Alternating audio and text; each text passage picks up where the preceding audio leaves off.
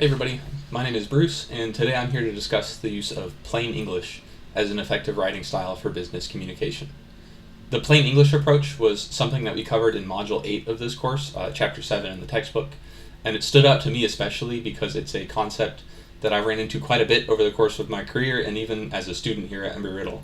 For example, it was pretty heavily emphasized in my previous English class, which was English 221 Technical Report Writing. So what is plain English writing? In short, using plain English means communicating in a manner that's clear, concise, and intuitive for the intended audience. Plain English intentionally is light on jargon. It always emphasizes the use of familiar or common words, and it always puts a highlight on clarity above everything else.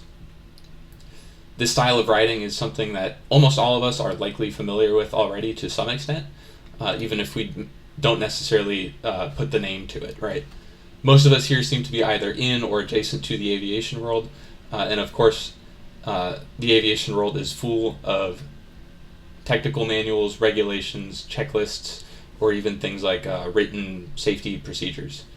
Many, if not all of these pieces of writing, at least have some elements of plain English incorporated into them, and that's because it's a writing style that truly helps ensure that the reader understands the key concepts.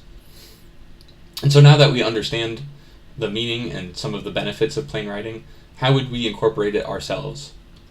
One way to start is by considering the few rules that can be found in our textbook in Chapter 7. There's 6 key rules, and these are always avoid using figures of speech, which would be things like metaphors or similes, for example. Use shorter words and simpler words wherever you can. Don't be verbose. Use the minimum amount of words necessary to create kind of the maximum impact to get your statement across. Always use the active voice when you can rather than the passive voice.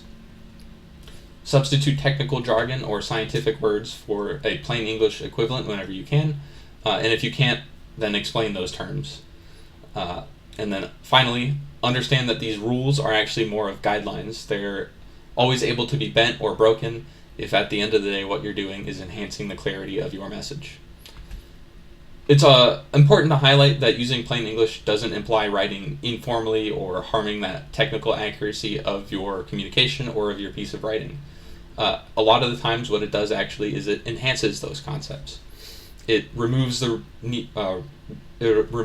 for interpretation or the need for further clarification. Some of the most important rules that we discussed, in my opinion, are reducing the usage of figures of speech or technical jargon. This is because you can't always 100% predict what your audience will or won't already be familiar with when you start communicating with them, whether it's verbally, whether it's written communication, anything like that. For example, maybe part of your audience simply just hasn't heard a specific simile before or a certain figure of speech before, and so the meaning is completely lost to them. Maybe somebody is English second language, and he doesn't remember the meaning to some obscure word that you decided to put down in your technical manual, and so then they have to go look it up, and that takes more time, or maybe they completely misunderstand what the message is. Or maybe you're speaking to a new employee, and they don't have all of the jargon and all of the acronyms memorized yet, and so they aren't able to fully appreciate what the message is.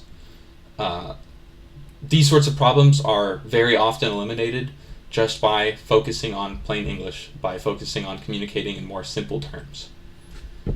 So hopefully now we can all see that the use of plain English is a simple, straightforward way to enhance understanding and even improve safety in many cases.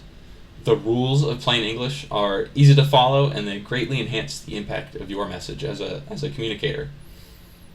They'll also encourage you to start to think more about how your writing is actually understood and actually interpreted by the audience, more so than just how put together or fancy it might look on the page. In a technical, professional, or even an academic environment, focusing on creating an understandable message always can improve the success of your project. All right, thank you.